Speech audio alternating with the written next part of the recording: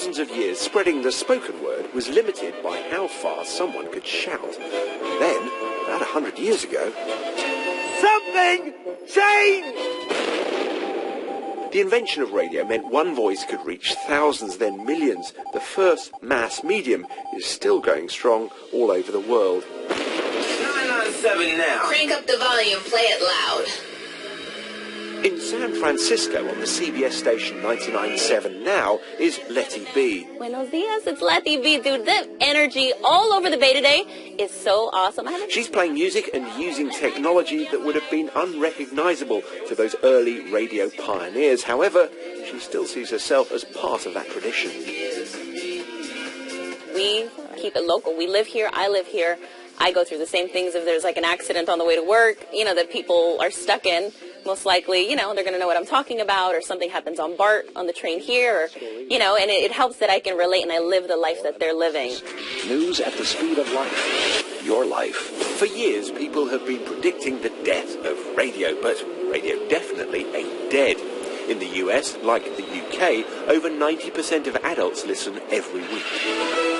You might think that good old steam age radio is the absolute antithesis of the modern computer internet age as exemplified in Silicon Valley. However, there are plenty of software engineers here in Palo Alto who are betting big that the medium of Marconi, the Goons and Terry Wogan has a loud and bright future.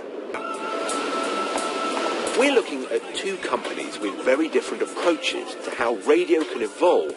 The first would be a godsend if you ever wake up, say, wanting to hear a Nigerian hip-hop station or a bit of all-hits radio from Malaysia.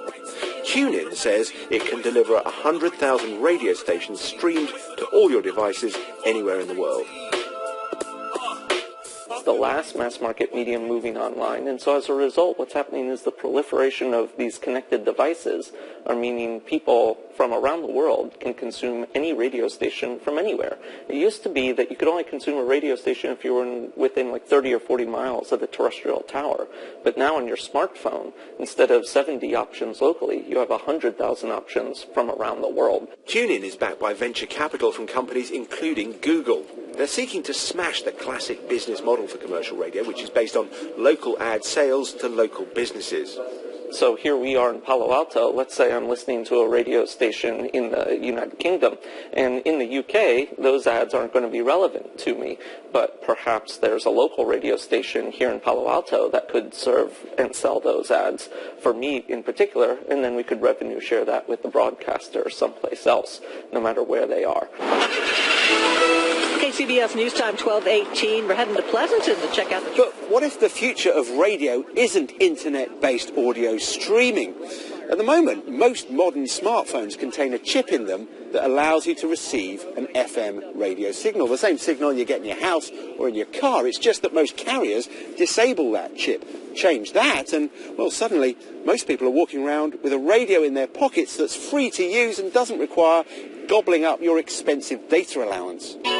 Out of San Francisco, traffic at the limit on northbound. That's the idea behind Next Radio, a new service just launched in the United States. The signal comes over FM, but extra data like interactive ads, special offers and program information comes via the internet. One of the big US carriers, Sprint, is now promoting the service. If you feel like it, take me away. The where we step off and make it more compelling and more innovative is to use the FM, what the audio is for the FM, to trigger events that make it more interactive. So as the song is playing, while we might display artist and title and album art information, we're offering the listener a chance to give feedback. Do you like it? Do you dislike it? Would you like to share this with your friends of what you're listening to on which station? We're offering promotional things like automating the call to the station or text-to-win campaigns. We're taking the calls to action of a live radio station, automating them, and presenting them to the consumer as an option to interact.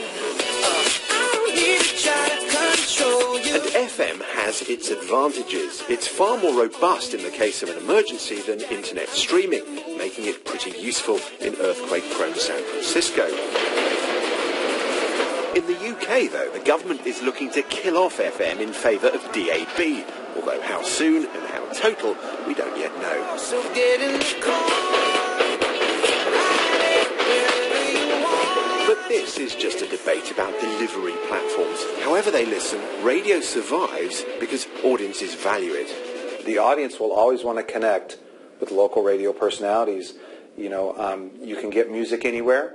You have a lot of different devices to get it, but it's in between the records that radio makes the connection with the audience. So it's that personal connection. People want to be connected with other people. They want to be part of a tribe.